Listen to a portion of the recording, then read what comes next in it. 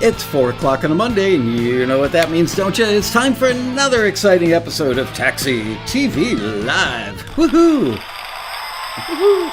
Yeah, what would it be like without the woohoo? With this week's special guest, Mr. Chuck Henry.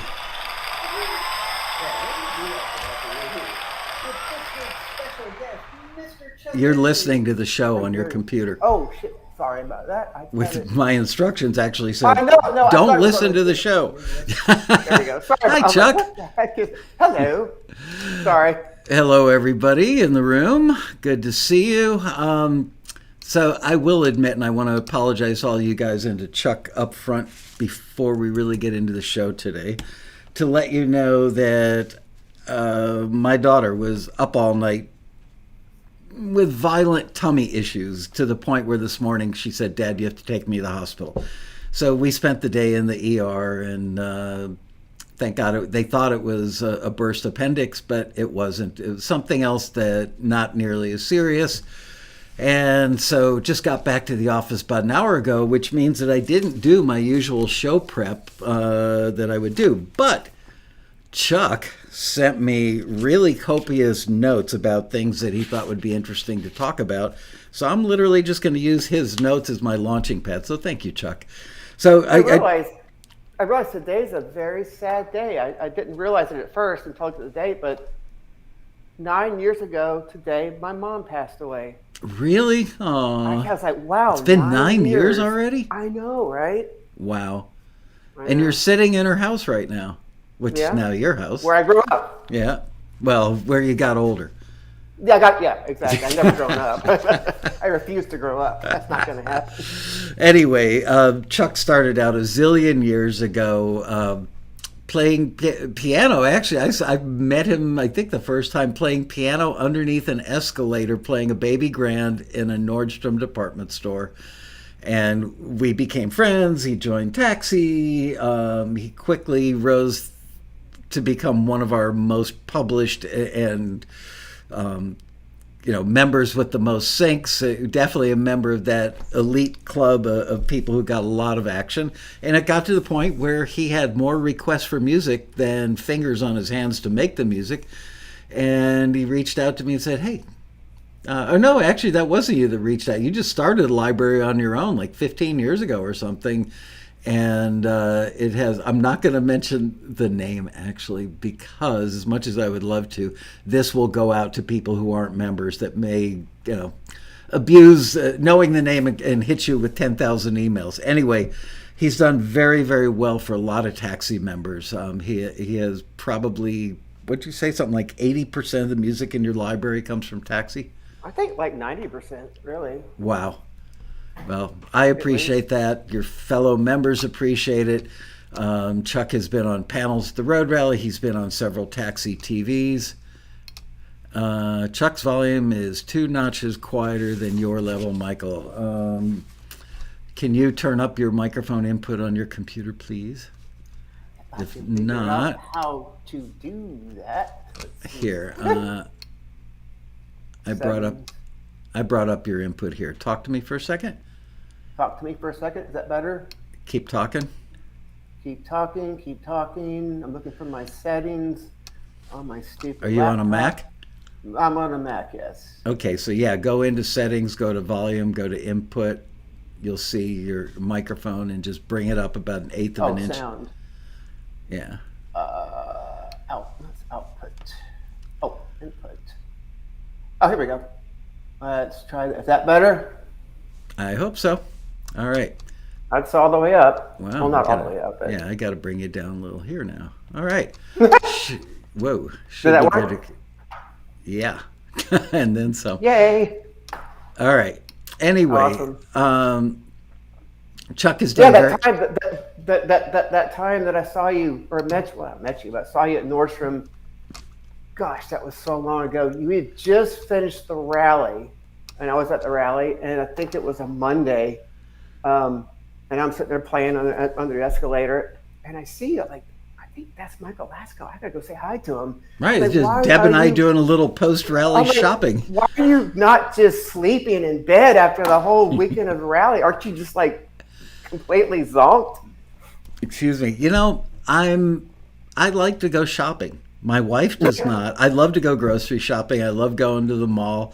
I don't need to buy Oh, anything. I don't buy a lot of stuff. I just enjoy the experience of getting out and doing it. My wife would rather go hiking. I would rather go shopping or window same. shopping.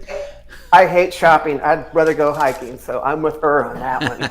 Well, next time you're back in LA and Deb is here at the same time, I'll set the two of you up on a hiking date and I'll watch like Hey, HBO. I know all the best hiking trails in LA, so. Ooh, good to know.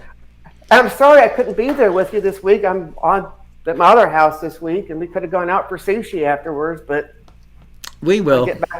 I get back on Monday, right in time for the rally. Yeah. Oh my God, that's a week and a half away. I know. Don't remind me. I was here all weekend again working on it. But I got to tell you, it's shaping up so incredibly well. I was also working on the sequels that will take place. Those are the live videos that we do on Monday, Tuesday, and Wednesday following the rally. Starting going from like 3 o'clock to 6:30, I think, Monday, Tuesday, and Wednesday, 3 o'clock LA Wow. time. Anyway, so I said to Chuck, well, what do you want to talk about? Because we do love talking about stuff, and he's got some really great advice, incredibly good advice. And he says, so I started compiling ideas. Here's the first wave. And I went, first wave? Oh my God, the guy sent me like 4,000 words of stuff. So let's just do it. I started typing stuff. Well, you did. I don't know what kind of coffee you were drinking, but apparently it had a pretty high level of caffeine. So the first thing on the list is one of the topics I think would be great to talk about is this. How many times have you heard members, taxi members, griping and complaining about getting a bunch of forwards yet never hearing anything back? Well, as someone who has been on both sides of the coin, which you clearly have, as a member for years and now as a successful library owner running listings, I can offer a lot of insight to that. I know that it makes some members say crap like taxi is a scam, the listings aren't real, blah, blah, blah. Well, I can put an end to all that nonsense. I have 350 plus writers on my roster, 90% of which came from taxi listings. So yeah, not a scam. So elaborate. Give us how you felt when you were a member and you would get forwards and not hear anything. I'm sure you can relate to that.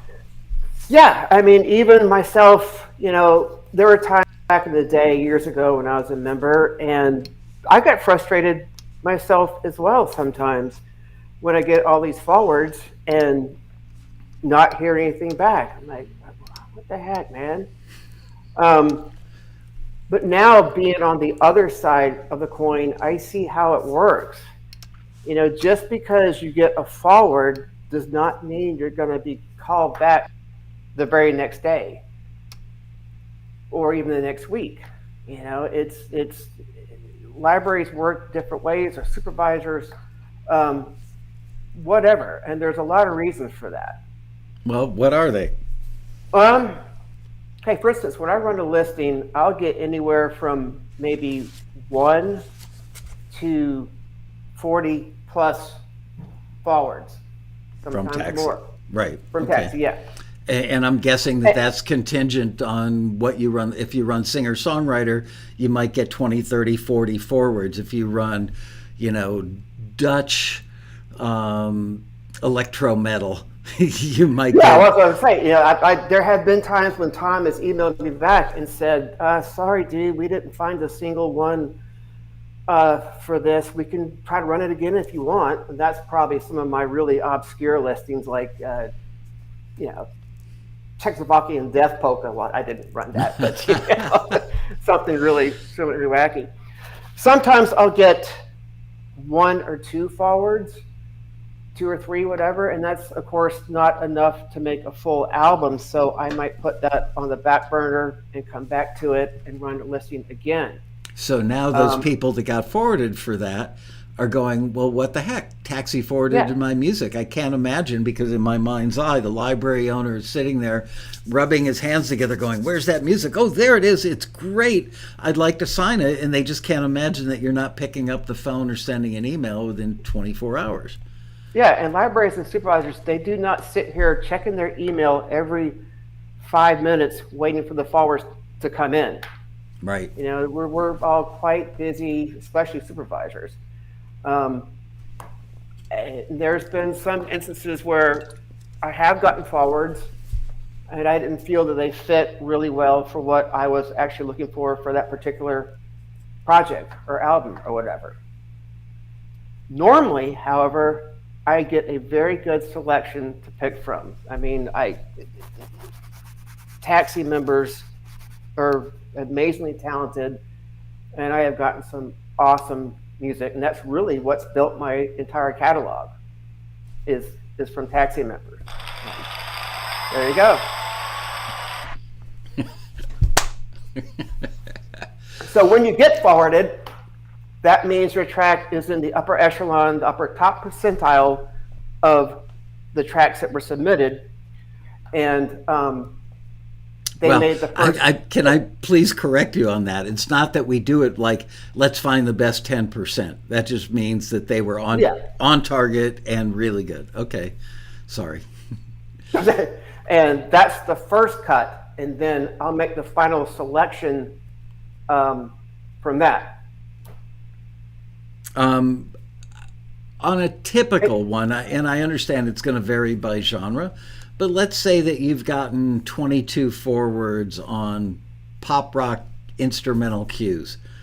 What percentage of those 22 hypothetical ones might you sign? Are you just looking for 10 or 12 for an album? Would you sign 18 of them if you found 18 that you thought fit your client's needs really well? How do you make that decision?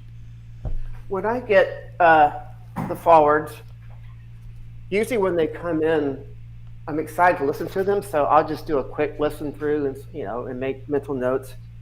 But then when it's time to actually do the process, I will listen to every song, every track, whatever. I'll make detailed notes. I'll go back, listen again, and then from those, I will pick the ones that I think work best for what I'm looking for. Sometimes it can be the majority of them, sometimes just a few. Everyone is different. There's no certain percentage that I take.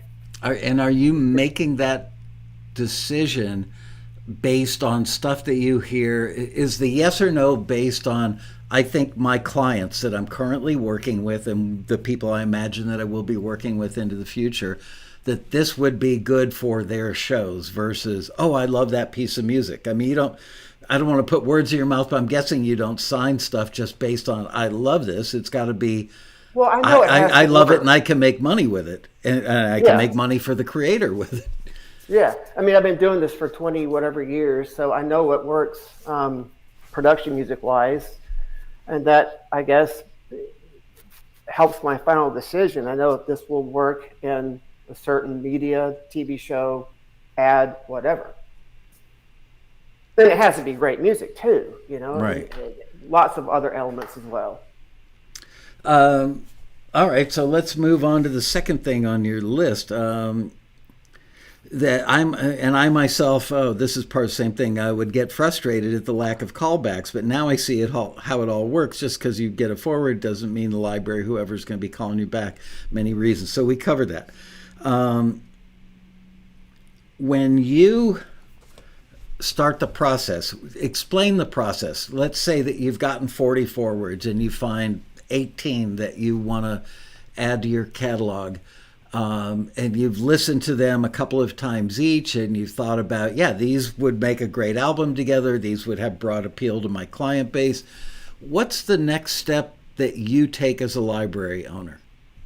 I contact each one of those writers, composers, and say that I'm interested in signing your track or tracks. Tell them a little bit about the catalog and that's where it starts. And do you do that by phone or by email? Email. I don't think anyone does anything by phone anymore.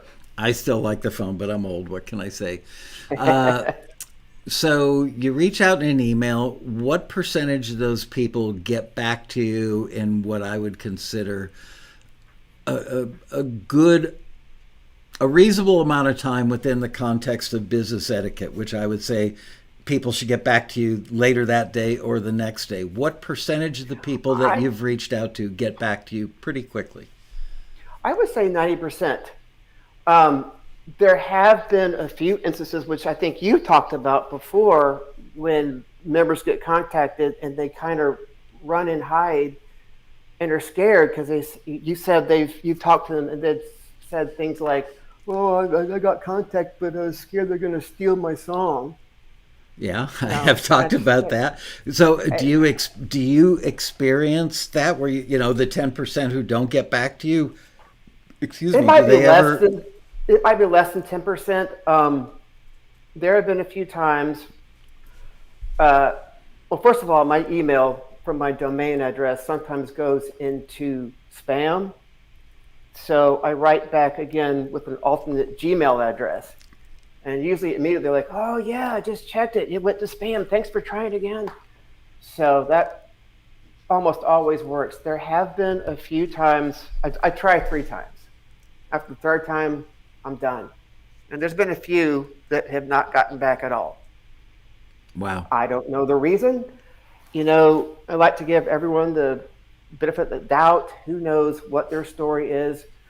I can say that if they decided in that time period they didn't want to sign to a library, or the track had already been taken, I would say at least have the good business sense and decorum to just write back and say, "Hey, sorry, thanks, but I've changed my mind, or it's already been taken," whatever. So just don't leave me. Somebody that we both know well that owns another library. We actually know a lot of somebodies who own other libraries, but they have complained to me over the years that they spend a lot of time, first of all, deciding, does this work for my library and my clients? Second of all, they reach out to people, they don't get back to them. Finally, they do connect, and they've done due diligence. What is some of the due diligence that library owners do? Because I think a lot of people out there think it's just a signature on a contract, you make money or you don't. And they don't realize that there's a lot of behind-the-scenes legwork that's quite tedious. Can you elucidate as to what that tedious work is? Well, yeah, when I get forwards in, I'll always research the composer because it has their name. So I'll go to Facebook or Google or whatever and just try to find out what I can find on them. What kind of stuff are you looking for? A criminal record, an OnlyFans page, like what? just to kind of sneak and see what kind of music they have and what they're doing and make sure they're not nuts, I guess. Just to find out what I can find out on them. All right. Sometimes there's nothing. What else? What other kind of stuff do you do? Do you have to verify ownership? How do you go about making sure that they don't have a vocalist on there who didn't sign a work for hire? All those little things that can come back to bite everybody. That always has to be asked before we do the contract. That's all very important. If there's any co-writers, they have to be signed on as well. Yeah, can't take, "Oh, he says it's okay for me to use this." No. Everyone has to sign off so I know who is a writers on this track and what the percentage splits are. Because if you come back later and "Well, I wrote 80% of that, he wrote 20%. Well, if it's right there in the Schedule A, it shows exactly the splits and who wrote what and percentage, all in writing and signed. And that's very important to have.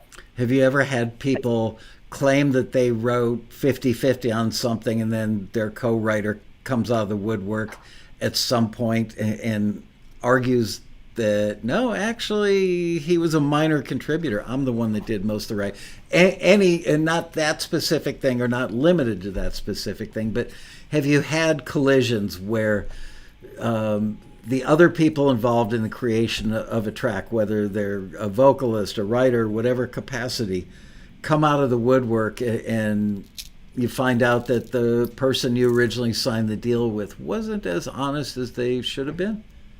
I have not. Not wow. Once because everything Yeah, every co-writer signs an agreement and signs the Schedule A, like I said, that shows the splits.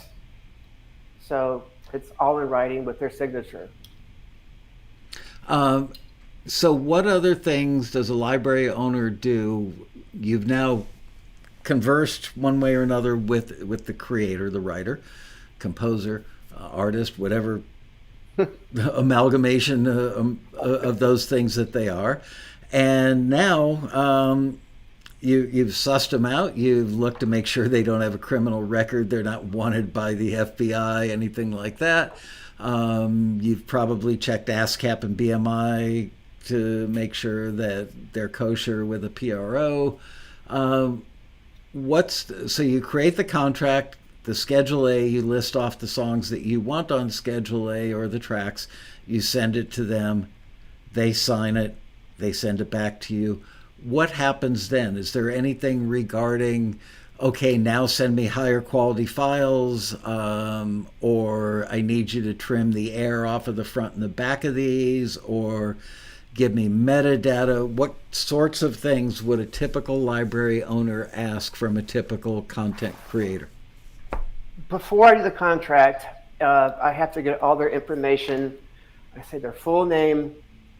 And one thing that I try to stress, which is so important, is your name exactly as you have it registered with the PRO. Okay. Why is that important? Yeah. Because for Q sheets, it has to match what is in the PRO database. So if you go by Jonathan on formal stuff like contracts, but you go by Johnny or John colloquially as the artist name or something, Yeah. if you go with John there and Jonathan there, you're not going to get a paycheck? That could very well happen. There have been so many times. And I cross-reference every time I'm doing a contract just to make sure. And there have been so many times when I've gone to the PRO database and the name they gave me is not what's in the database. So I don't know why they can't do that. You should know how have yourself registered with the PRO. Wow. And a lot of libraries, they don't have time or really take time to do that. So they'll just take whatever information you give them. And if it's not right, you might not get paid on that. It's sad when you've actually gone to the trouble of doing whatever it is you do that causes you to earn income and you don't take the last step. It's like rolling the dice in Monopoly but not moving the little top hat. It's like, why wouldn't you do that? Following directions. It's when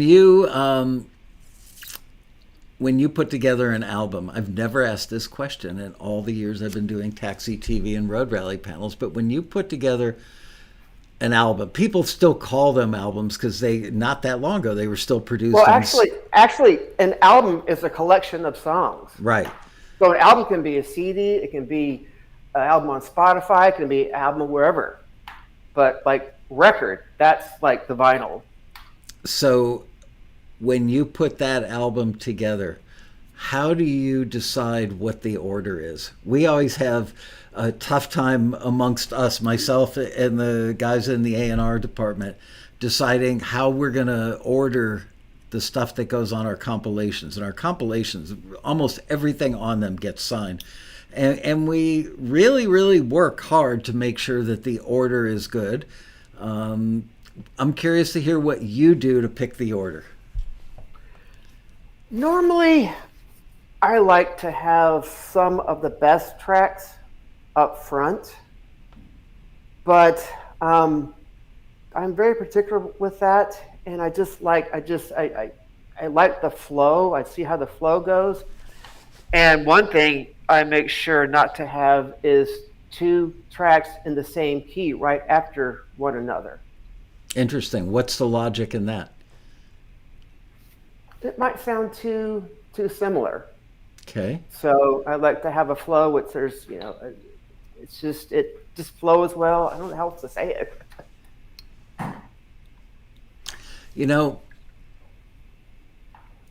I can't tell you how many libraries owned by people that I know, love, and respect that I've gone to, and they will have an album of all one person and maybe three albums of that one person doing a very similar or the same genres. And if you go to dramedy, like 80% of the dramedy cues are this one person. And there's really very little way to stop it from sounding kind of homogenous at that point. Yeah. If it's the same writer brain, the same gear, the same everything, this stuff is going to sound very similar. I've always encouraged people in private, it's like, dude, mix it up, or do that, whatever. I know plenty of female library owners, or several, I should say, not many, but why don't they show more variety? Because if I put myself in the shoes of an editor and it's 10:30 at night and all I want to do is finish this scene and go home and have a life, and you're listening and you go, it sounds like a derivative of the last one, and this one, kind of same sentiment, same instruments, blah, blah, blah.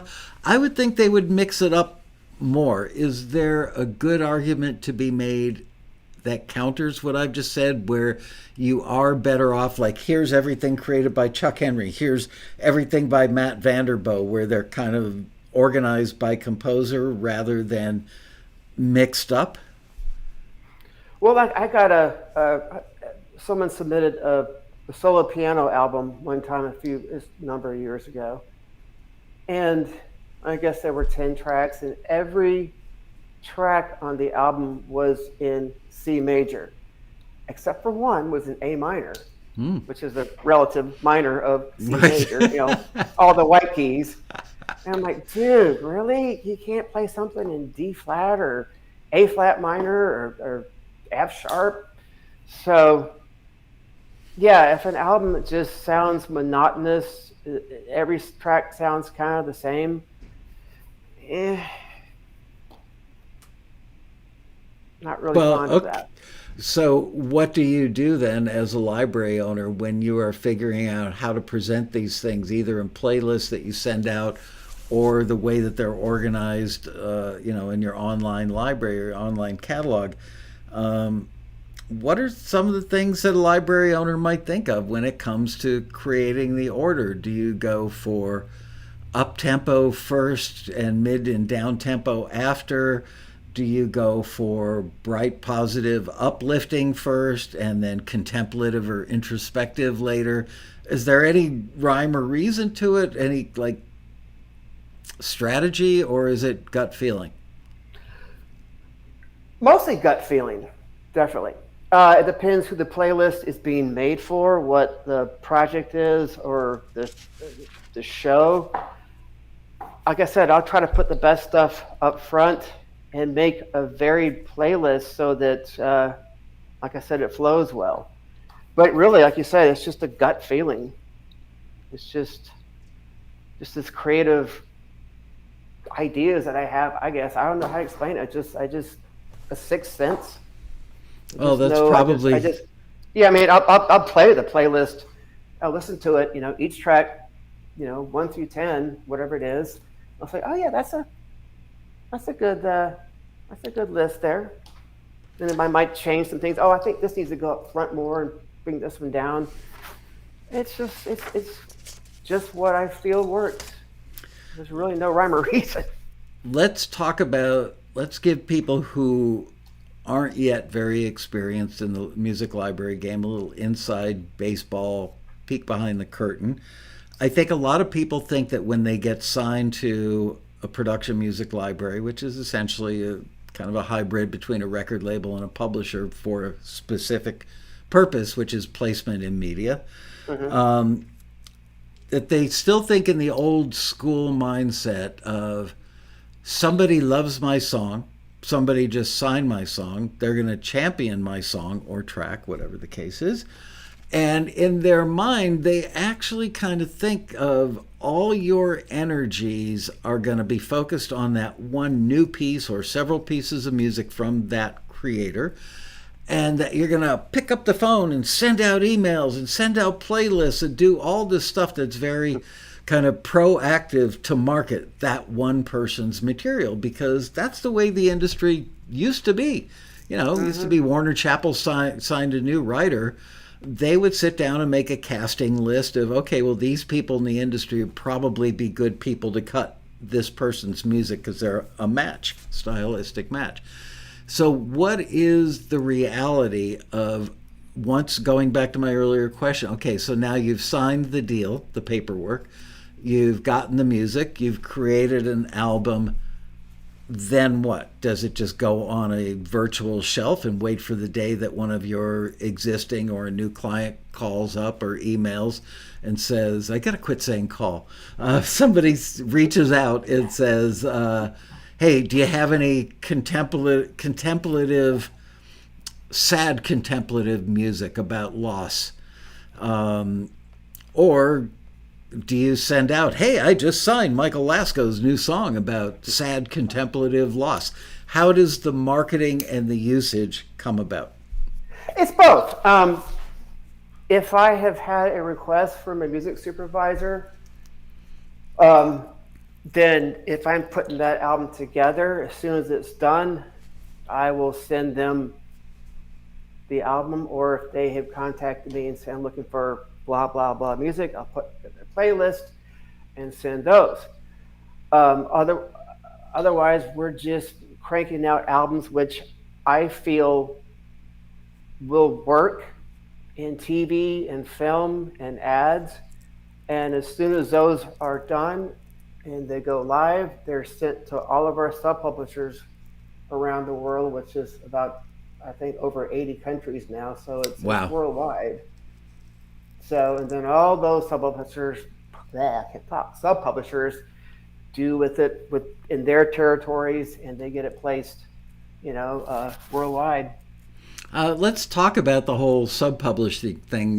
Being a friend of yours, I'm pretty familiar with how long and how hard and diligently and kind of methodically you've been working on setting up some sub-publishing things. There are companies out there like APM, which is Associated Production Music, which brilliant business model. They basically took music libraries from all over the world, put them under their umbrella so that somebody in Lafayette, Indiana has access to a catalog that emanated from Lyon, France, and vice versa. And so wasn't that long ago that if you wanted worldwide distribution, you went with a major company like that because that was something they afforded you. And you actually didn't make less money because they would do the split with who, if that library in Lyon, France got a Chuck Henry piano thing into a Peugeot commercial, trying to keep my brands correct here for the country. And now, so APM would make half the money on the publisher side, and Gilbert's production music library in Lyon, France would make the other half of the money on the publisher side, and the writer side that you always own, you as the creator, stays the same. So it's a good arrangement for everybody. The music makes it out to a world of possibilities all over the globe, and a publisher would rather take half of what they'd normally make because they're bringing in increased possibilities and deals. And the writers love it because now they're getting this worldwide distribution. You and a handful of other hardworking music library owners that I know said, you know what, rather than doing a deal with one of the major companies like that, I'm going to send out emails. I'm going to identify who all these libraries are all over the world. I'm going to vet them to see if they are in fact, because anybody can put up a website with music on it. So you got to do a little vetting and make sure that they're good. And then you reached out to them. I mean, you and I talk 3 times a month on the regular, and it's like, oh man, I've been just killing it with getting these libraries. So you reach out and say, hi, my name is Chuck. I own this music library. We've been around for X number of years. We get a lot of cuts on these networks with shows like this, and I'd be interested in talking to you about a sub-pub deal. Are they usually happy to hear from you and like, oh man, I would love to do that? How does that go? But it depends. Lately, they are all so saturated. A lot of them are saying that we're not taking on any new labels or libraries at the moment. Um, it used to be a lot easier, but like, for instance, let's take South Korea, for instance. Um, I have no, uh, I don't know anyone in South Korea, so our sub-publisher there is able to work it in that country and get all sorts of placements um, in television and ads and films that I would never be able to do because I don't know that market. I don't even speak Korean. Really? So that's And I thought I really, knew you well. I didn't know that you didn't speak Korean. but Steve Barrett speaks a little bit of Korean though. He does. Wow. Yeah, he's been to Korea a few times. That's interesting. But yeah, there's all these companies are countries that I would probably never even get to visit, especially now because my passport's expired. But yeah, they have their market and their customers, whatever they work with in those countries, and then we get them the music and they exploit it in those territories, and it's great. What percentage of your business, now that you've gone to all that effort and made these deals on a global basis, what percentage of your library's income comes from foreign sub-pub deals versus the regular way you did business before in North America only?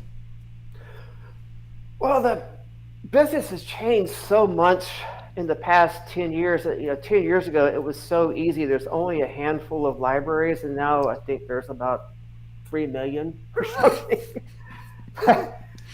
So I had to expand and, go international. But I just started that, 2 years ago, 2.5? Yeah. So it's just starting to pick up, but that's probably like about getting to be like 25%, I guess, of the income. All right. And it takes about 3 years to be established with each sub-publisher, which we're coming up on. So, and every distribution period has gone up and up and up. So that's very, very encouraging. That's great. Well, you deserve it. I'm one of the few people that knows how hard and how many hours you put into that. And you had to sacrifice, you no longer really compose because you're busy with the business side of things. I know, that sucks too. Yeah. I missed that. And I always heard, people who have started their own libraries who are composers, way before I did, they always said, oh man, I sure miss writing and composing. I miss being creative. I'm like, yeah, I won't. Yeah, it does. You don't have time for that anymore much. Yeah. I know from a little personal experience that running a business is often 100% of the time harder than anybody could possibly imagine. They just don't know, and that's why most businesses don't succeed past the first year, certainly past the first 5, is that it consumes your life. It does. It literally, my only regret in life, honestly, I've got very few regrets, if any, but one is that Taxi has stolen a lot of my time from my family, and I regret that now. But you try and make amends. Yeah, I mean, I'm literally up at like 5:30 every morning, right at it again. Yeah. Wow. It's so funny. People, I see people saying online, why would I want to sign with a library and give them half the money? What do they do for that? They have no idea. So I'm glad that you're talking about it. One of the topics that you brought up in your email to me was, is it better to submit multiple tracks or is it better to submit only one? I'm not going to read your answer, which you wrote in here, but go ahead and address that. So you're talking about if a Taxi member sees a Taxi listing, and let's say it's for dramedy, just because that's the one that always pops into my head. I don't want to, strain my brain too hard. And they've got 5 dramedy tracks, and they love them all. They just created them a week ago. They're fresh. They're new. They're enthused about it. They submit all 5, or should they submit one? And you say? I say The answer to that is yes and no. Wow. If a member submits one track and it's just freaking awesome, I'm going to contact that member and try to sign that track. And when I contact them, I always ask them if they have more like that. Sometimes they do. Sometimes they're like, well, I can write more. I said, great, have at it. Uh, Sometimes they'll submit multiple tracks. And that shows me that they're really serious. That if there's like 4 or 5 tracks on that, okay, these guys have a lot of tracks in this genre. They know what they're doing. And if they're all great, I'll definitely be calling them. I think there's one time I got a listing and someone had submitted 8. I'm thinking, okay, 8 times 5, that's $40. Wow, he was pretty serious. But yeah, I just recently ran a listing and I got 5 forwards. 4 were from the same 2 composers. And I contacted them and they said, we wrote these specifically for this listing. We'd love to do more. This was a lot of fun. I'm like, go for it. That'd be awesome. We do a full album. So they did 6 more in that style. All great. And they're about to send me the final versions probably tomorrow. The album will come out in about 2 weeks. I've got a take on this situation. And please, viewers, don't send me emails arguing this point with me, because this is not a hard, fast rule at Taxi. It's not something that we even teach the screeners to do. This is going back to the early days of Taxi when I was a screener. And let's say that I was screening a dramedy thing. And I might have been the only screener on that one. So virtually, or 100% of all the tracks that came in for that would ultimately go through my ears. And if I saw that one person submitted 4 or 5 things, I would think, oh, they're, what's the word I'm looking for? They're productive. They obviously are doing, they didn't accidentally stumble on one good thing. They're being very productive and have I can't think straight. I got very little sleep last night while my daughter was throwing up, sadly. Okay. Anyway, the point being that I maybe overthought it, maybe I didn't. I might have done them a favor, maybe I didn't. Again, we don't teach the screeners to do this, but I would guess other screeners have had these same thoughts, and that is that if there are 4 things and you listen to the first one and you go, wow, that's perfect. That's definitely a forward. Listen to the second one and go, that's a forward too. You listen to the third one and you go, that's pretty darn good. Most libraries would take that. But it's not as good as those first 2.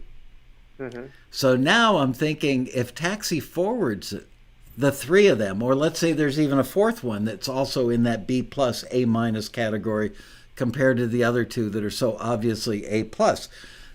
As a screener, do you forward an A- even though you've already forwarded 2 A+ from that one person?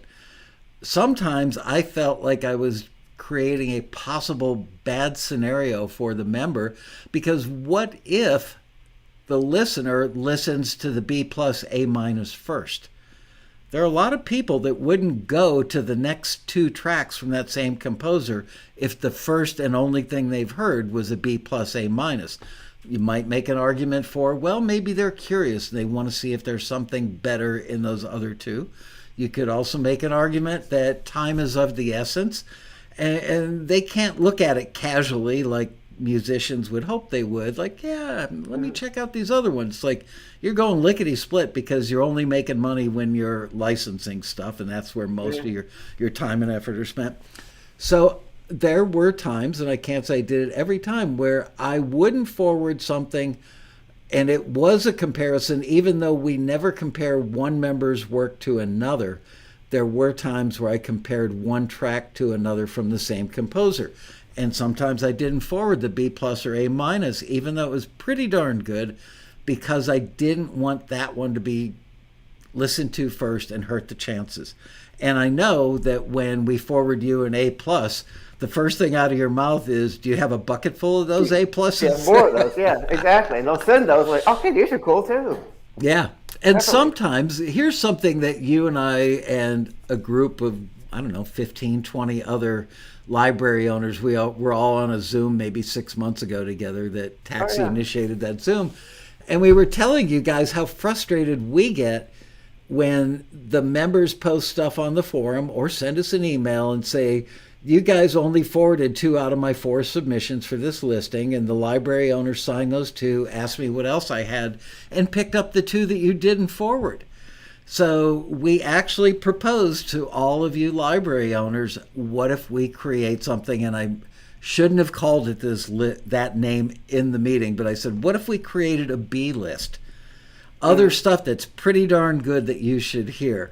And am I exaggerating to say all the library owners are going, no, don't do that. We love what you do exactly like you do it.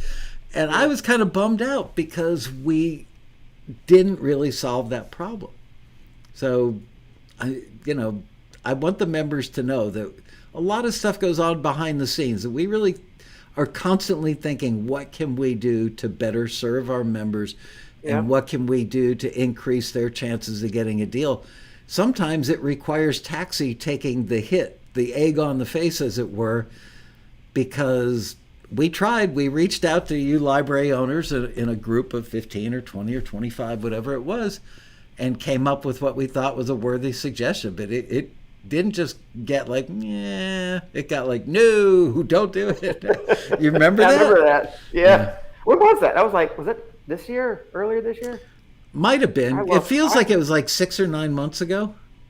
Yeah, this year has gone so fast. Oh my God. Yeah, ever since the COVID lockdown, it's like all time.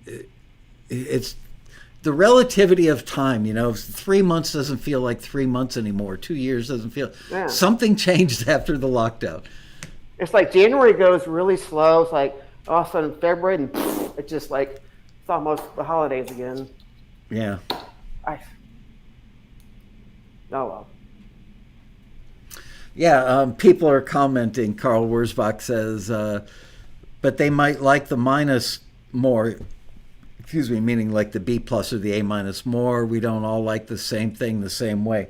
That's true, but I would be willing to make a stiff financial bet that if you let an independent third party like Chuck or another library owner be like the final arbiter of what Taxi has forwarded, that their taste would line up with our taste a lot, because we know Chuck, we know when he sends an email, this was a particularly good batch, great job you guys. We know that we've hit it out of the park for him, and that gives us more in-depth knowledge of where his taste and his needs are. So we refine these relationships over time. Therefore, it's not quite as simple as one person may like this B plus where another person may like the A plus. There's more nuance to it, I guess. It seems like Peter Rahill says, yeah, seems like a B list is the rejects. And I remember that meeting. I kept going, guys, I'm so sorry I called it the B list. It wasn't a great name. It didn't mean that it's like less quality. We also find stuff. The other thing we suggested in that meeting was oftentimes, the screeners hear stuff that's really good that we know some library somewhere would want to take it. But it's just not what your library is looking for at that moment in time. At that time. Yeah. So if we don't send it to you and then the member gets it signed with you or any other library, then they go, well, Taxi didn't forward it. So you guys obviously didn't know greatness when you heard it. But the truth of the matter is, let's go to my favorite analogy, the shoe store. You walk in to buy a pair of, 9.5D Basswegian penny loafers, and I bring you out a pair of ballet slippers. You might say, well, those are the prettiest and cutest ballet slippers I've ever seen, but I'm a guy and I need 9.5D Basswegians. So we do worry that the library owners would be like, well, that's great, Taxi. You're sending us this other list of stuff that screeners heard, during the process of finding me the best Weegians. But if I wanted to hear a playlist of random stuff, like here's ballet slippers, here's cowboy boots, here's, foamy flip flops. If I wanted all that random stuff to sort through, I would just go out in the world and just look for random stuff. So, or I would have ran a listing for ballet slippers. That too. That's what I was wanting. Yeah. That's, honestly, that's one of the things that has caused us to start doing more taxi compilations is we do hear stuff that we know is absolutely usable by the networks or by whomever. And we know that you guys would find it income producing. So we will then, run a listing. And here's the funny thing about whenever we run those compilation listings, we get in great music.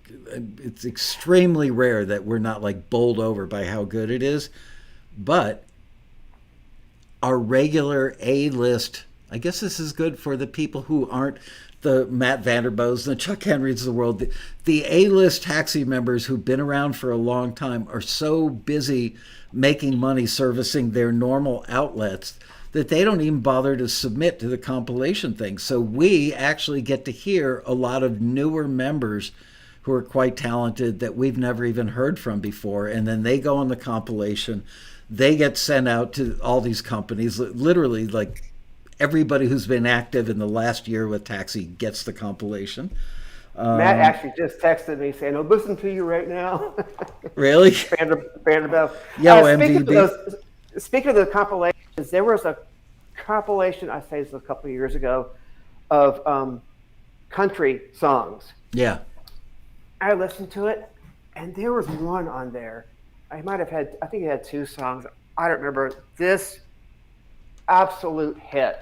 I was like, okay, I got to email this guy right away. I mean, it was that amazing. This would have been a country hit.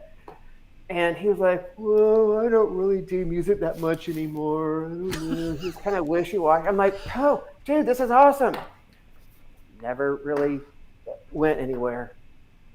Guy was so talented. It was just, I got to find that again. I maybe contact him. It was a hit, Michael. Totally. And why would he even bother submitting if he didn't want to pursue it? Sometimes musicians and I guess creative people, whether they're, visual artists or musical artists or whatever, it's like, I wish that God would imbue them with the business half of the brain as well, because I do see a lot of creative people that make really bad business choices. And Peter Rahill says that's a sad story. You bet your butt it is, Pete. No, it was a total hit. I don't know whatever happened to him or why he didn't want to do music anymore, but what a waste, Very, very sad. Another thing is, this is in your list of things to talk about. Another thing we can discuss is library etiquette. So first rule of library etiquette is, shh, don't disturb the other people reading by talking loudly. Oh, no, not that kind of library. So give some real life examples. You gave some here. I'm not going to read them off because you've got a mouth and I'd love to hear them come from yours. Well, like we have a PDF of guidelines for the composers to follow. File delivery, metadata, all that stuff. So you've heard their music, determined you want it in your catalog, you've reached out to them, they agreed to the terms of your deal. Okay, great. Here's how you submit the music to us. Here's how you send the music. Here's the format we need it in. Every library has different formats and naming conventions. I don't know why. Somewhat Waves at 4824, somewhat AIFS at 4816. It's all different. Never makes any sense. Anyway, like there was this New York library back when I was writing music. Very successful library. They had this long, just pages of, had to follow everything to the T. The naming was very complicated, and every time I would write a new batch of tracks for them, I have to go back and reread it and study it to make sure I didn't screw up anything. And the guy was very appreciative that I followed the instructions and did it right. He goes, you don't know how many composers we have that say, oh yeah, I got it, and they mess it up. So just follow the instructions. I'll tell you one story. I had a list here. This one is very recent, and it kind of surprised me. So we ran a listing recently, and got some great tracks in. My mouth's leaking. I think there were 11 total composers on it. One of them I'd already signed before, so that made it easy. If I can remember, I picked, I think, 5 or 6 of the ones that came in, and they all pretty much got right back to me. We're excited. One of them, he took a little bit of time, but he got back, and he seemed very nice. He's like, yeah, we have other stuff too if you're interested, and just let me know what kind of alt versions you need, what kind of cut downs, file delivery. And I sent them that PDF I told you about with the guidelines, and I sent them the metadata sheet to fill out. And I said, just the full version and the bed mix and the 30-second edit for this is all we'll need. Okay. So a few days later, I see the WeTransfer link come in. I'm like, oh, good, there it is. And I go to get it. I download it. I didn't look at it right then. I went to go, when I was processing the album, it was like, oh, he just sent the full version. I'm like, okay. So I had to email him back, and I said, we also need those, the bed mix and the 30-second edit and the metadata sheet filled out that I sent you. As soon as you can get that to me, that will be awesome. I think that was about over a week and a half ago, like a Thursday before the weekend. Didn't hear anything. So then a week ago Monday, I had read him the third time, and I said, we're going to be finishing this album up on Wednesday. It'll go live, and then to all the sub-publishers around the world on Thursday. I need to get these files as soon as possible, or we won't be able to include your track on the album. Still didn't hear anything. So now I have to write dissolve the agreement and revert all the rights to the track back to him 100% because the album's out. He missed it. Now, who knows? He could be laid up in the hospital or something. You don't know a person's story. But he did seem a little wishy-washy, so I don't know. So who knows? Wow. Yeah, it's kind of mind-boggling. That's the part of being a library owner that I think a lot of musicians don't see. That's one example of one thing, but you've got 350 writers in your catalog, and let's say you've got 10 tracks from each of them roughly. A lot of things can go wrong when you start working in bigger numbers like that, and the amount of time it takes to like undo that deal, or to chase that person down with 2, 3, 4 emails. And now some libraries might really, really want that person's music in there in the worst possible way. They may push back their delivery date and the pub date on when that compilation goes out just because of one person's inaction. So yeah, there's a great etiquette. That's what etiquette is just, what if you put yourself in the shoes of the other person on the other side of that deal? If you were buying a new guitar, a beautiful, vintage Strat that you just paid $12,000 for, and you've been drooling over it and you've wanted one forever, and the guy who's supposed to ship it to you from Peoria is like, oh dude, I'm sorry, I know you paid for it, and I know I told you that I would send it out in a wooden crate and have it, FedExed for morning delivery on Friday. I'm so sorry, but my dog got out, and it took us a day and a half to track down my dog. But thank God we got Lassie back in the house now. We're good to go. I'm so sorry. I'll get it to you by Monday.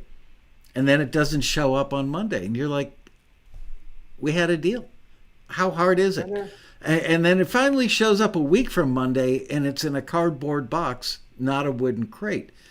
And you scratch your head and go, well, how hard is it to just do a simple thing and live up to what you promised? But I'm expecting he'll probably email me and say, "Oh, sorry, man, I've been busy. Here's those files." Well, it's too damn late now. yeah, and you know what? You'll never want to work with that person again, which is sad for both of you because you may be missing out on a composer that makes great music, and he's missing out on working with a home run hitting library that gets tons of work for your composers. Everybody loses because he couldn't get it together. But in his mind, maybe he thinks, it's kind of like, hey, teach, sorry I didn't get my homework in on time. My grandmother surprised us and visited. She brought brownies. And the teacher cuts you some slack and says, no problem, Johnny, bring them in on Monday. And then you don't. You blow that too. So, I don't know. Like I said, who knows what his story is? Something horrible could have happened. I don't know, but whatever. Yep. Pedro's in the chat room. Another library owner says sad, but happens often. Yeah, it is sad.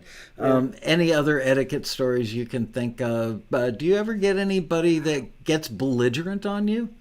Like, I can't believe. Never. Wow. It must be your sweet, kind, and endearing demeanor. Because many other libraries have told me stories about people that will call them up and go, I don't want to sign an exclusive deal, and chew them out. And the library owner will say, but sir, the listing we ran with Taxi had the word exclusive in it twice. And in both times it was in all caps. You couldn't miss it. You submitted your music for an exclusive deal, and now you're yelling at me because I won't change my business model to make you happy? And it's scary that people will, don't you worry about pissing off somebody in the industry? It's going to tell 5 other library owners, don't deal with this person. He or she is a jerk. Yeah. Oh, I have stories about that. I'll tell about that later. But everyone that I have dealt with has been really professional and very nice. I haven't had really any bad problems yet. Man, whatever you are doing to cause that outcome is something you should bottle and sell. I did want to talk. We're talking about when you are sending your music files to a library for inclusion on an album. I wrote a couple of things down here that people need to know. Okay. All right. The main thing is when you're sending the files and the alts, everything, alt means an alternate version like a bed mix or a drums and bass mix, whatever. Check your files. For what? One, make sure the ending or the reverb tail isn't cut off. And you can do that with headphones. If you're at the sting ending of a track and all of a sudden it just goes off, that's not good. There are times when I've been able to fix it myself in Pro Tools, but that's just extra work I have to do. Make sure the ending sounds great. Make sure that it's not the wrong file or incorrectly labeled. I don't know how many times I've gotten files. I'm like, what the hell is that? That's not the right version. And they're like, oh, sorry, I didn't label it right or whatever. Also check for blank files. I've gotten that before where the file was just completely blank. So they didn't even bother to listen to the beginning, the middle, and the end to make sure it's all kosher, or even there. They just hit bounce, walked out of the room, had a TV dinner. Well, that's how old I am. Had a microwave dinner. Swanson's TV dinner. Honey, bring me more turkey and mashed potatoes with peas on the side. And yeah. Anyway, and one last thing, make sure there's not a lot of dead space at the end. I've gotten files where the song ends and then blank space goes for like a minute or two after that, which I can fix, but it's just I have to pop it in the Pro Tools and cut it off and then. Do you have a water bottle cap in your left hand? Oh, I'm sorry. Right hand. Right. I was just playing. I know. I was just. That's all I right. was just I'm playing with playing these. with a piece of Velcro that I use to wrap my cables. Uh, Wow. Yeah, Pedro's echoing that in the chat room. And I mean, that's like 101, don't cut off your own ring out, your reverb tail. I mean, put on headphones, pay attention, turn it up fairly loud, obviously not loud enough to cause ear damage, and make sure that thing, listen carefully and you don't hit stop until it's gone. But gone. don't let it go 20 seconds more or 60 seconds more. Just like, and gone. Give it maybe a beat after the tail is gone and kill it. Because I've gotten sometimes I'll when I'm doing an album with multiple composers, they all have different setups and there's going to be different levels. So I'll do the mastering myself, which is fine. I don't mind that. That's just you can't have everyone have the same levels. And I've thrown it into the Pro Tools. You can see the wave, and sometimes I've gotten that, and there's just like this long bit of blank space at the end. I'm like, you didn't check your damn files. So, one thing I want to stress two things here is that make sure all of your files for a track start at 0, 0. And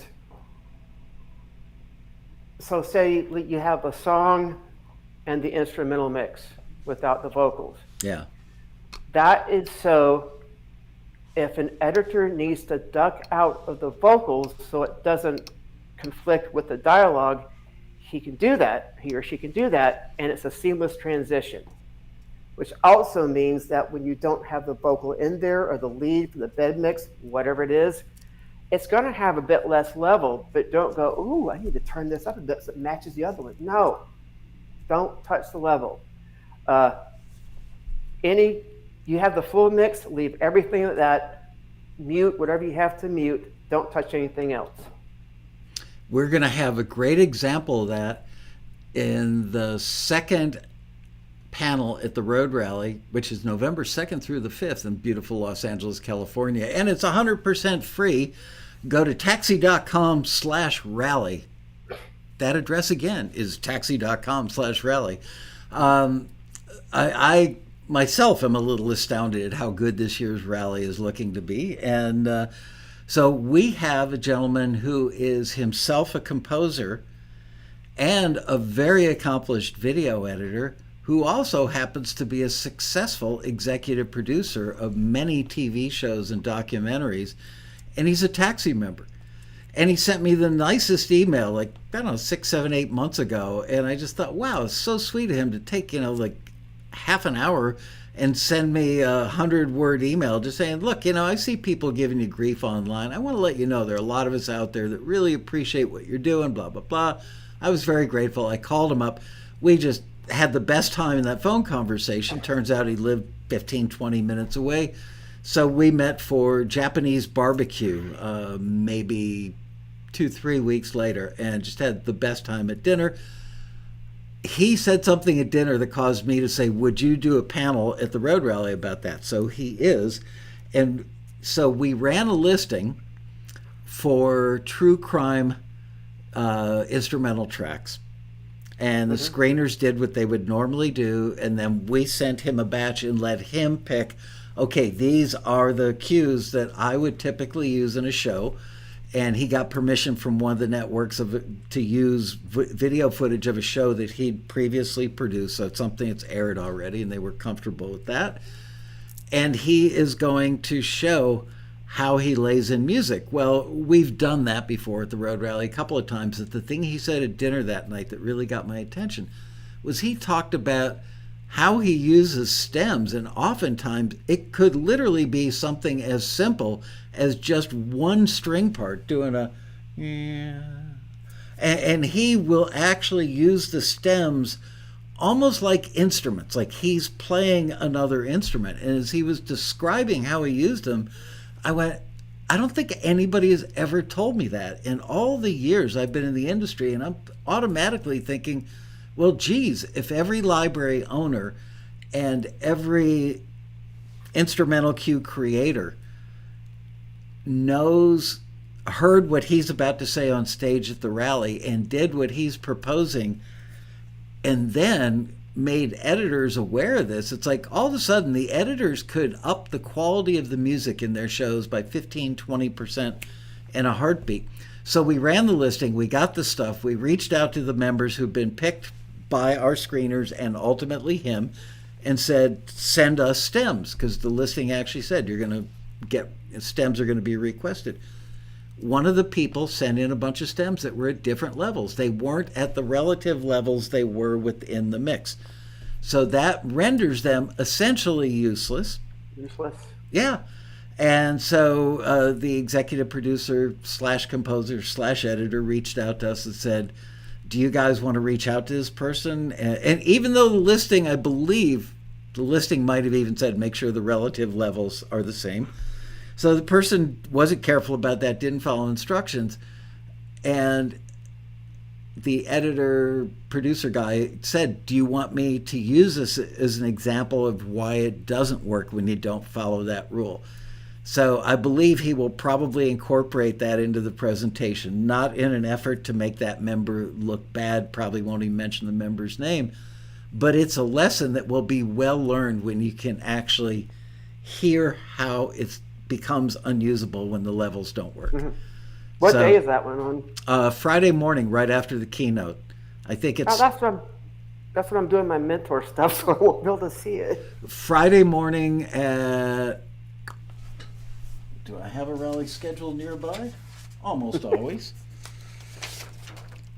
Yeah, it's going to start at 10:30 a.m. Friday. Yeah, that's when I'm doing the mentor stuff. Oh, well. All right, I will make sure that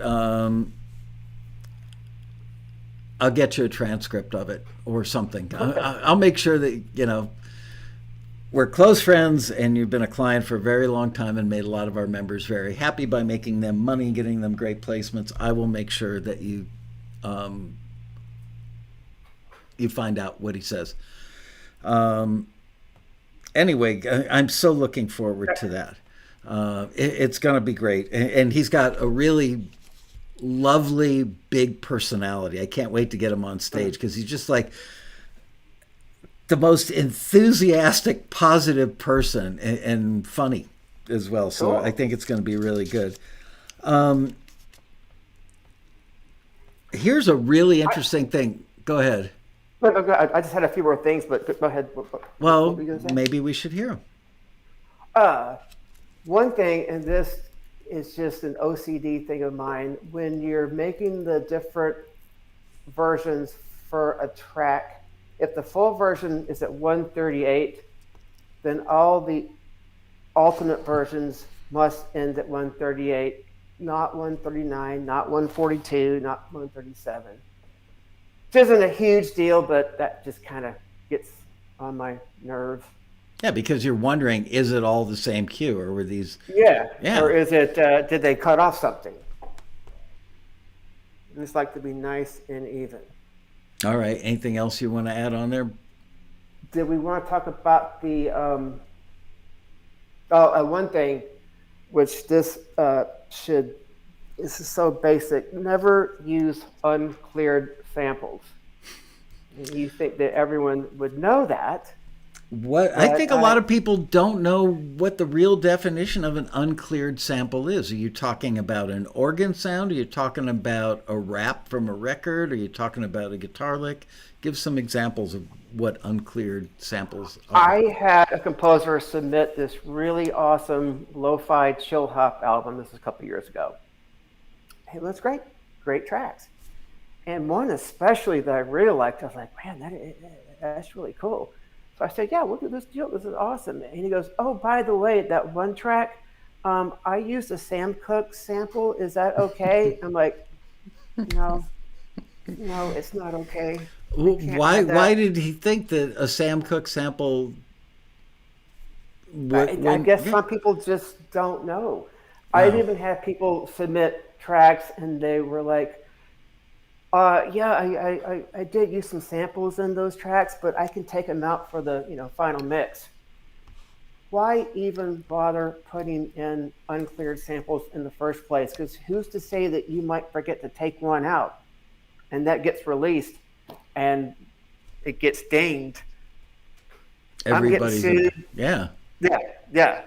That's just don't use uncleared samples in any way, shape, or form. Not even to build a track or anything. One Don't of the do it. questions we get asked all the time is, what about loops?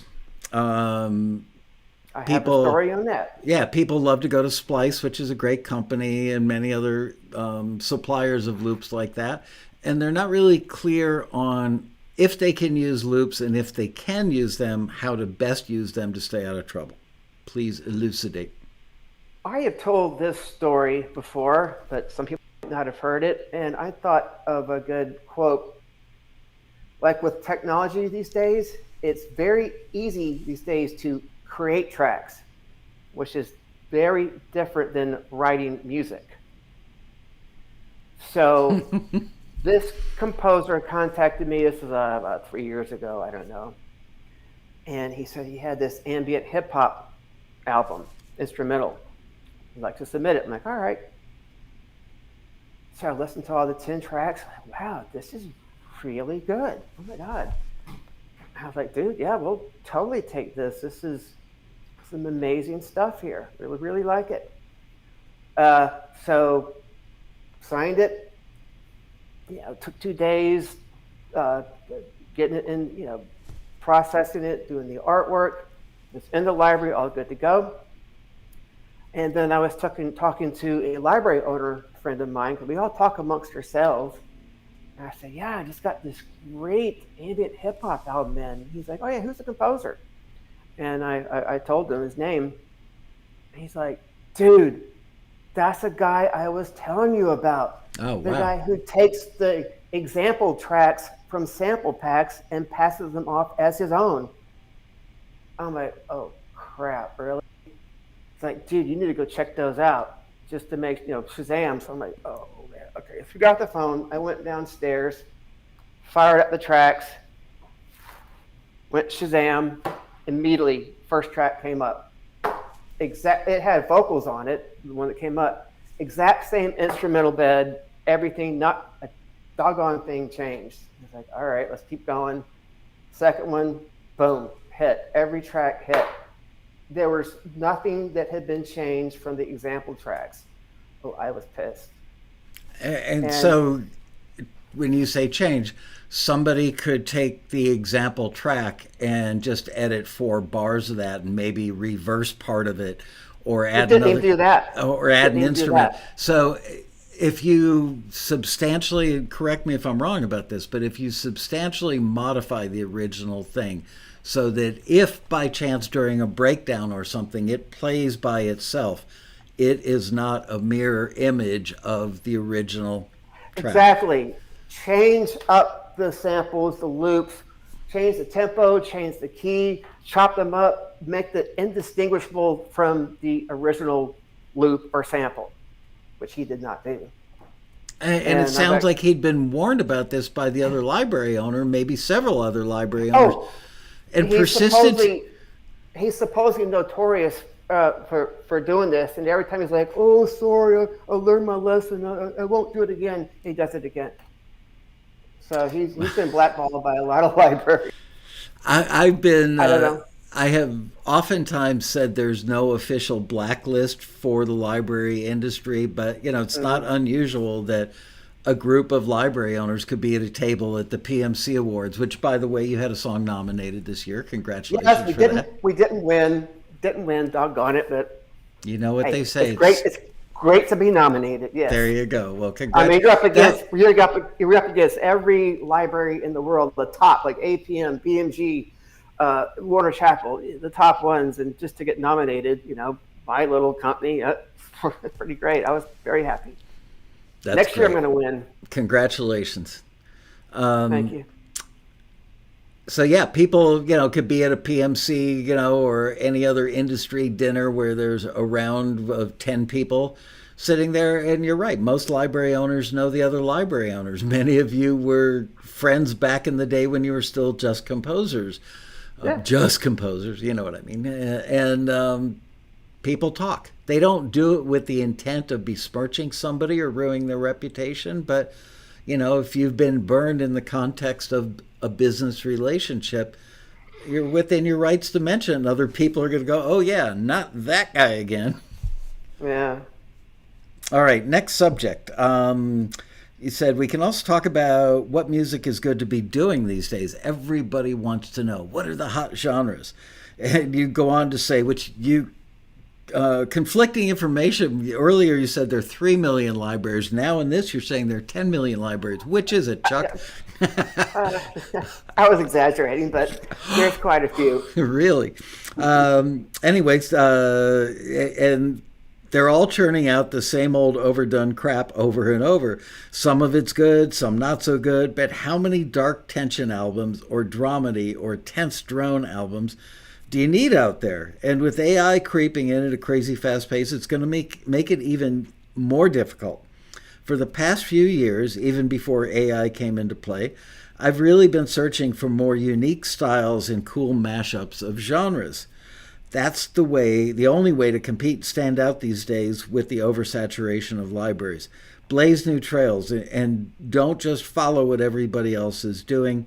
That's the only hope at this point, I think, which is think outside the box. So your point is really well taken. I will admit, here's a little inside behind the scenes at Taxi thing. When you or any of the libraries that we work with on a regular basis, ask us for, Polish hip hop with Polish lyrics in it, we're like, oh crap. This is going to have very narrow appeal for our members. And of course, we want as many members to feel like Taxi is fruitful to them as possible. On the other hand, we understand why you're doing it. I contend, and I think you and I are in agreement on this, that the people do need to think outside the box. It's like, make a hip hop track, Google Polish hip hop. What about it instrumentally might be different than, West Coast hip hop in America or, early 90s hip hop or whatever version of hip hop? What makes the Polish musically different? And then find yourself somebody who can write lyrics and sing in Polish. Find ways to reinvent yourself. Yeah. I'd rather be a big fish, because man, if you've got Polish hip hop, there aren't going to be a lot of Polish hip hop tracks in any catalog other than maybe one in Poland itself. I actually just got submitted. This composer submitted Polish hip hop, so I'm actually fixing to have some. Believe it or not, it's funny you should mention that. But you could be a big fish in a small pond. While there aren't weekly requests for Polish hip hop on the in the TV editor world, virtually every time that there is a request, your catalog, your subcatalog within your catalog of Polish hip hop is the thing that's going to get looked at most often. So if somebody is in there and they've got 5 or 10 tracks out of the 30 that you've got, their odds are pretty darn good of getting something licensed. I think it's a really... Go ahead. It might not be totally mainstream, but if you have it and they know, you're like, you have this, they're going to come right for it. That's why I try to have a lot of different genres. It started a few years ago. The supervisor was asking for gospel music. I was like, no, I don't have any gospel. And that got me thinking, God, that's a good idea to have kind of more unique genres. And that's when I started that kind of direction of finding more unique stuff and having it there. And it's been great for us sub-publishers because our music doesn't conflict or compete with what the other catalogs they have. Still ain't got a damn gospel album yet, but really, no. Have you've run listings with Taxi and just didn't find enough good material? Why don't you have one yet? Yeah, there's only so many hours so much music to do. I will get one. I will. All right. It's hard. That was hard to find. Yeah, I mean, nothing like, there's a word for it, a phrase, tent gospel, like Southern gospel that would take place in a revival tent, that kind of gospel. Nothing more authentic, I don't believe, personally, in the gospel world than that stuff. But yeah, nobody's going to have it because who's got a recording with 30 or 50 voices on it where everybody's signed off on a work for hire, yeah. It's hard to do.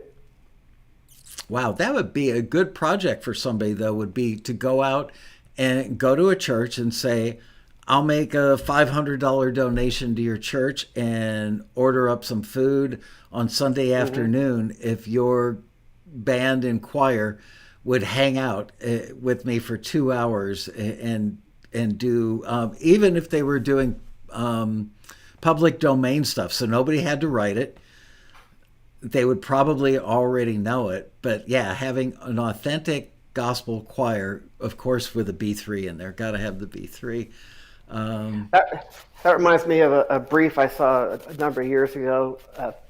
Some library in New York, I guess. They're looking for authentic, original big band music, recorded live, and need it in a week. I'm like, okay. So I'm going to arrange an entire big band song. Going to go hire 5 saxes, 5 trumpets, 5 trombones, rhythm section, write, arrange, record all in a week for nothing. There's no money up front. Wow. And but yeah, a week. Yeah. It's like, okay, good luck with that. Well, it's always enlightening to talk to you about this stuff because, I mean, I know you so well on a personal level to know that you are a very pro musician. You are one. You have been one of the composers in your own catalog. All your friends, are largely musicians. And it's good that people get to see us having this discussion because there's still a stigma in the industry that the people on the business side are somehow out to get people or hurt people or can't be trusted. And I think you are a great example of virtually all music library owners I know that just you want to put a smile on your composers' faces by getting them work. All they have to do to put a smile on yours is make it easy for you to ingest and sell their music. Yeah. And I love my job. I love meeting new composers around the world. It's even better when I get to meet them at the rally. Which is coming right up, by the way, November 2nd through the 5th. And you are going to be doing some one-to-one mentoring for those of you who come to the rally. If you would like Chuck to be your mentor, you can sign up. It's first come, I've actually signed quite a few of people who I had the mentor sessions with. We hear that all the time. It used to be like, ooh, somebody got signed because of the rally. This is just a shoot from the hip guess, but I would say somewhere on the order of 20 or 30% of all the music that gets signed in any given year through Taxi now happens because of relationships made at the rally. And I signed over half of them last year that were there's 8 mentor sessions. I signed over half of them. I guess I shouldn't be surprised there's that much good music that wants to sit down, but I'm sure that those people, they had that in mind and they showed up at the rally thinking, I need to meet that guy. And then there's, let's have a beer, or excuse me, I don't mean to interrupt your soy burger. Chuck a vegetarian. Not that there's anything wrong with that. I'm just saying it's like Chuck and I go out to dinner. It's like, okay, got to think of some place that's got good soy food for Chuck. Anyway, or good salads. Yeah, we do have to go back to that sushi restaurant we went to nearly 3 years ago, the one on Ventura Boulevard, probably. Oh, God, that was so good, yeah. It was. I can't remember the name of it. Tiny little place, had like 4 tables in it, but so good. It was so fancy, too, the little oh God, it was really cool. And we have to make a point of going to some place that has sushi on little boats going around.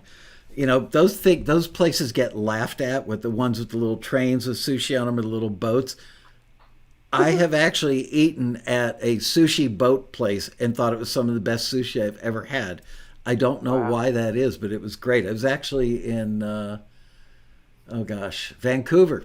Vancouver has a ton of great sushi restaurants, really cheap too. But anyway, you are also going to be doing a panel with me, which is something we've never really done before. Saturday, right? It's a listening panel. That's right. There's a listening panel with you. That's the only one I know about. Maybe that was it. I'm confusing it. Yeah, you're on the Saturday morning listening panel, 9:15. You, Steve Barden, Noel Webb, and Pedro. I'm excited because I don't think Noel has ever been on a panel before with us at the rally. So I'm excited to have all of you guys and bring a fresh pair of ears in on that one. There's something I'm doing somewhere that I thought you were on, but If it was, I don't know about it. nah, you're not. No, I think I made the decision. There were two, you and somebody else. I think I took you guys off because I didn't want so many people on the panel because then everybody gets so little. Oh, here it is. Hear from your peers, an open Q&A, which is going to have no agenda, no pre-written questions from me. It's Greg Carrozza, Jim Thacker, C.K. Barlow, and Pedro Costa. Two out of the four people actually have libraries, and all four of them are highly accomplished creators of music for media. And it's just going to be, okay, walk into the ballroom audience and hit these guys with your questions about anything. And I hope that a lot of the questions are things that they think will embarrass Taxi or embarrass me. It's like, do you guys really listen to everything? You know, stuff like that people have long wanted to ask. They can feel free to ask it here and not get an answer from me so much as get an answer from library owners and other members that are, you know, we're sitting in the exact same chairs as you are today. So not you, but them. Anyway, I hope this goes as well as I think it will, or hope it does. Could be a total meltdown. Do you remember last year at the beginning of the rally? I don't know if you were in there for the opening, but I said, you know, and I've never done this before. And as the words were leaving my mouth, I'm going, oh my God, what did I just say? Everybody in this room who's ever signed a deal or had a placement, would you please stand up? And I thought, how embarrassing. As I was saying it, I thought, what if only 3 people out of the 1,000 people in the ballroom stand up? I'm going to look like a total idiot. As it turned out, I would say like 30-40% of the people in the ballroom stood up. It was a sizable chunk. And I went, wow. So I'm probably going to do that again this year. I hear they're renovating the hotel again. They are. They're doing a really serious renovation. And we just found out literally like early last week. Oh, yeah. By the way, this part of the hotel, not usable this year. We have to reroute the registration line. Isn't going to go through the zigzag room like it used to. And the lobby's torn up, isn't it? Yeah, I don't know what shape. They said the lobby will be done by the time we arrive, but you know how construction goes. Over budget and over time. Ain't going to happen. They were putting in this giant chandelier when we were there the other day, figuring out where the registration line will go. But the rooms have all gotten like new paint, new carpet, new furniture. I don't get my usual suite at the hotel. They're always very kind of, yeah, they always give me the presidential suite, which had a grand piano. It had a piano. Yeah, it had a Yamaha 7-foot 10-inch or whatever it was, 7-foot 6-inch Yamaha grand that had hardly ever been played. They sold. Yeah, it was out of tune, but they sold it. They sold it off, and I said, why didn't you guys give me the first call? I happen to love Yamaha grands. I had one in my studio in Fort Lauderdale. Yeah, they're good. Slightly bright, but that's good for recording. Bright. Yeah. You know, for pop and rock recording, a Yamaha grand sometimes will sound better than a Steinway's good for classical or dreamy. Classical and solo. Yeah. Yeah, but yeah, I love my Yamaha. Anyway, that's a Steinway back there. really, That's the one that I grew up on. Yeah. how big is it? Looks like 6 feet. 7? Wow, 7. man. Yeah, that's the other thing I didn't mention about Chuck. He is a world-class pianist, and they took the piano out of the lobby at the hotel so nobody can just walk up and sit down and play. Otherwise, We had some good times on that back in the day. yeah, Oh my God! Everyone would stand around the piano and playing instruments and singing at 3 a.m. yep. Those are the days. Singing the theme song to Cheers, no doubt. Yeah, probably.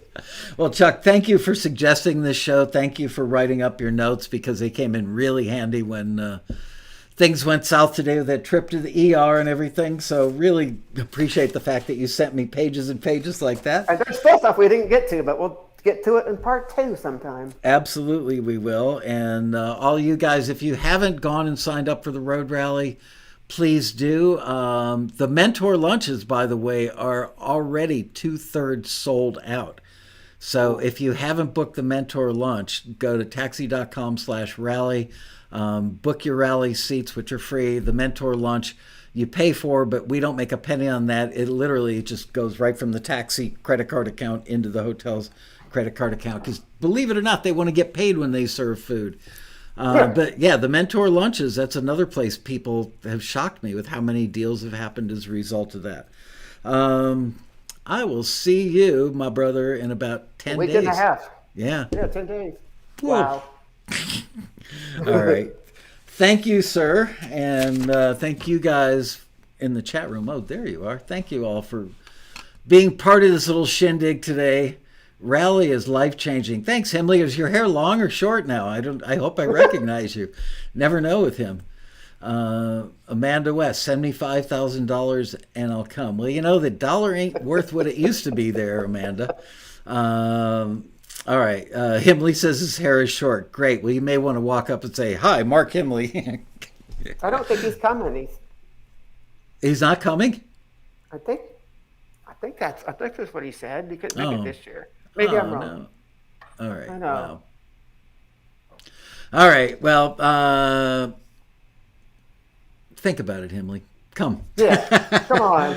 All right. Bye, everybody. We're way over on time. We are 7 minutes over. That might be a record. Bye-bye. See you. Oh, no show next week. No TAXITV next week. That's when we do the final 3-hour meeting where we do the checklist before the road rally. So next time I see you guys, we'll be at the road rally. Bye-bye.